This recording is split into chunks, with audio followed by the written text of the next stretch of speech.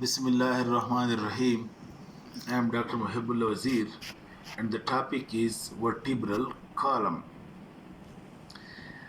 As the name indicates, the vertebral column is the central column or the central body axis made up of vertebrae or vertebral bones. So, vertebral column is the central body axis or central body pillar which is being made up of vertebra, and this central axis, the central column, it supports almost all parts of the body. You can see superiorly over here, it supports the skull, and then you can see it gets attached with the ribs, and this with the whole rib cage is being supported by this central pillar, and then the scapula being articulating with the clavicle, and clavicle with the sternum, and through this the scapula articulates with the upper limb, so the upper limb is also being supported by this central axis. And then lower down, the pelvis and the abdominal contents, it is also being supported, and then you can see that through the pelvic girdle or through the hip bone, it is being connected to the lower limb, and this with the whole body weight is being transmitted through this central pillar to the lower limb. In this way, this vertebral column or central pillar, central axis supports the skull, the rib cage, the upper limb, and transmit the weight to the lower limb, and also used for propulsion or walking.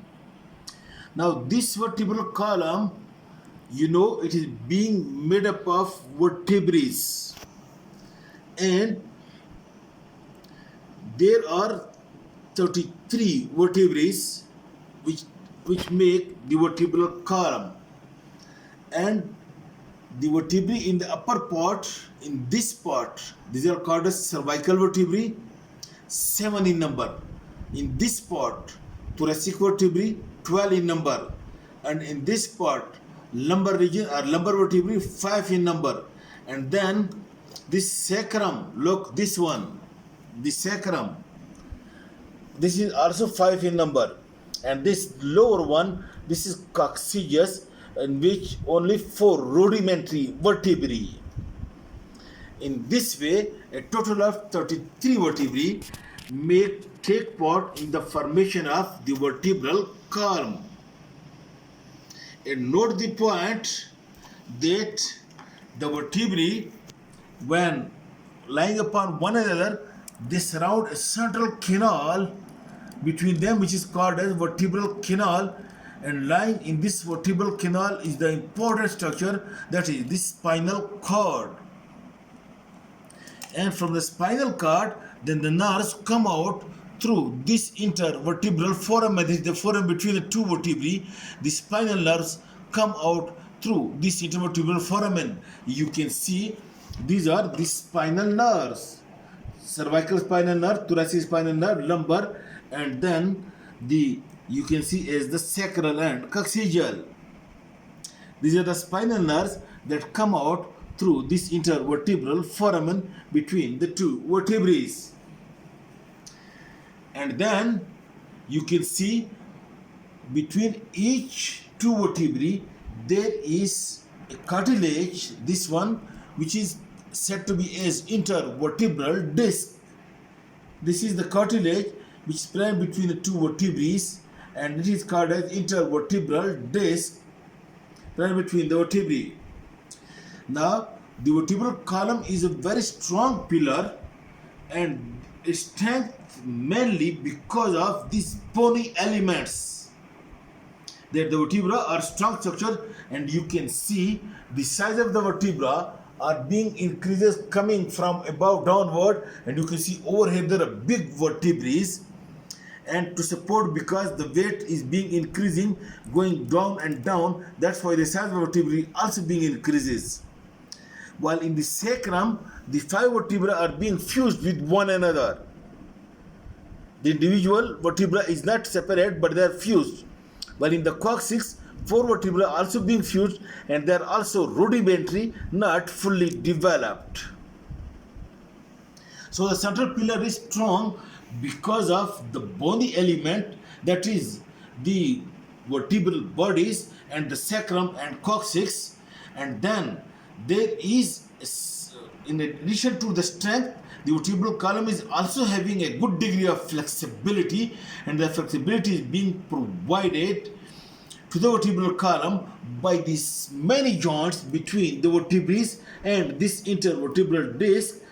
This provides flexibility also to the vertebral column.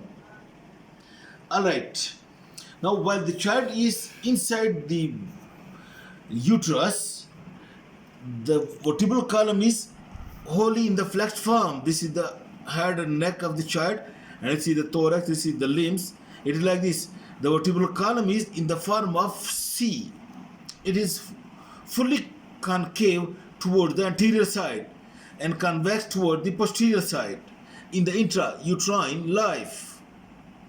But when the child is being born and the child get extended, with this extension what happens, that the concavity in the thoracic region and the concavity in the sacral and coccyx region, it is being maintained. So you can see it is concave anteriorly in the thoracic region, and also it is concave anteriorly in the sacral and coccygeal region. But in the cervical region, what happens, that there is convexity on the anterior side, and also in the lumbar region there is convexity on the anterior side. In this way, the adult vertebral column is that it is convex in this cervical region, convex anteriorly, and it is concave anteriorly in the thoracic region. Lumbar region again convex anteriorly, while the sacral and coccygeal region again concave anteriorly. This is the condition of the spine in the adult side. And sometimes when you will take an X-ray, the radiologist will say that there is straightening of the spine, and probably it is because of the muscle spasm. So it means that the strength of the vertebral column lies, number one, because of strong bony elements, and number two, the very strong ligaments being present between the joints of the vertebrae, and number three, a lot of muscle being present over here on the back as well as on the front of the vertebral column. And these muscles on the back and front of the vertebral column, these all gives the strength to the vertebral column, and this vertebral column is then able to support the whole body weight. But the small joints and the intervertebral disc, this gives flexibility as well to the vertebral column. Now, before going into more other detail, we first discuss what is vertebra. You look, we take one vertebra, and that is being said that it should be the thoracic vertebra, which is called a typical vertebra. Each vertebra consists of, number one, the body. Look, this is the body of the vertebra, which is facing anteriorly like this. So this is the rounded body of the vertebra. And then extending posterolaterally from the body on each side is this process which is called as the pedicle. This is extending posteriorly from this is the pedicle. But note, the height of the pedicle is not equal to the height of the body. That's why, because of this reason, when you put the vertebrae upon one another, because the height of the pedicle is less than that of the vertebrae, that's why a foramen exists between the two, and this is intervertebral foramen, and through this intervertebral foramen comes out the spinal nerves. So in this way, the first part, this is the body of the vertebra, and then this second part, this is the pedicle, and then from the pedicle, the the white plate process extend again medially to unite with one another in the midline, and this white plate of or process that is being called as lamina. So in this way, the vertebra consists of number one body, and this posterior part, this whole is being called as the arch, and this arch consists of number one the pedicle, and then from the pedicle the lamina. You can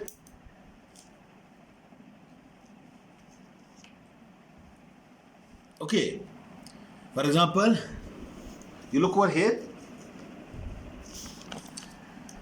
look, this is the body, and then this is the pedicle, and this white plate, this is the lamina.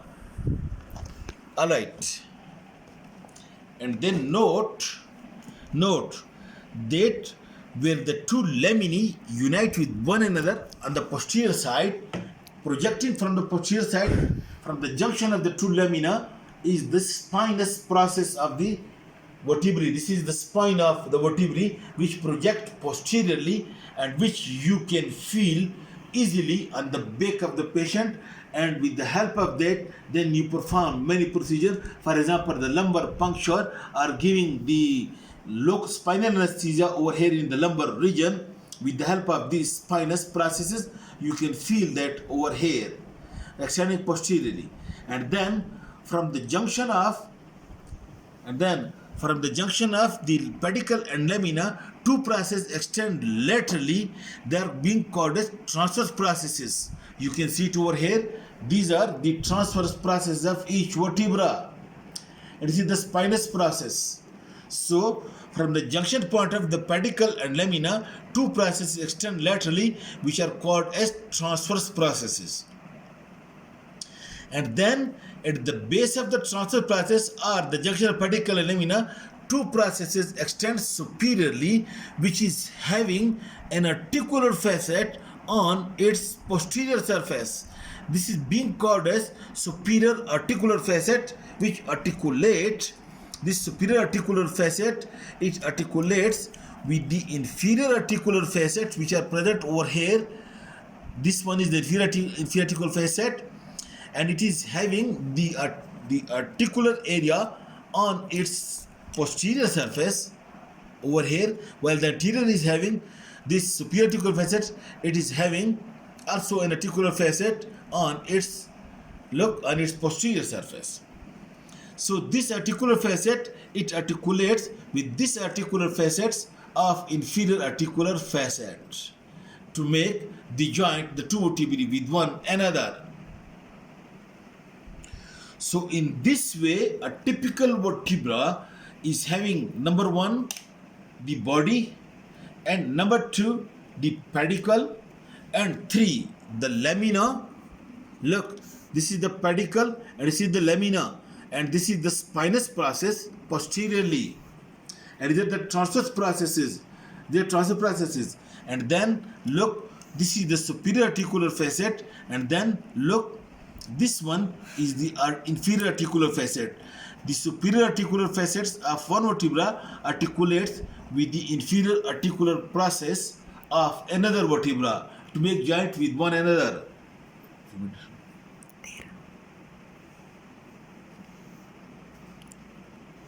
10, 14. Okay.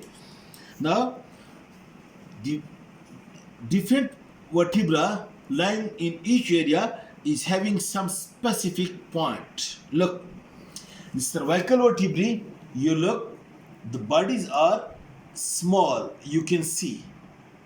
The cervical vertebrae, the cervical 1 and 2 is a special quality, the atlas and axis we will discuss, but generally the cervical vertebra is being characterized by having a foramen in the transverse process.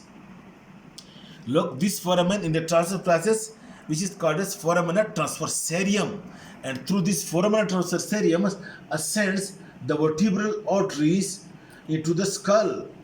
So if you find this foramina transversarium in the transverse process, you identify that this is the cervical vertebra, and secondly the spine will be bifid. And then in the thoracic vertebra you will find over here on this side this facet, costal facet for the vertebrae, for the ribs, and also you will find one facet over here. So the thoracic vertebra is being identified, is it clear, by this costal facet. The cervical vertebra is being identified by this foramen transversarium, and then the thoracic vertebra, the lumbar vertebra, is being identified that it is having a big body and having neither costal facet nor the foramen transversarium, and you can find that these articular facets are very big in size. So a big vertebra with having no costal facet and no foramen transversarium, that is the lumbar vertebra. This is, and then the sacral vertebra being fused with one another. This is in short about the vertebral column. The other details we will do later on in another lecture. Thank you.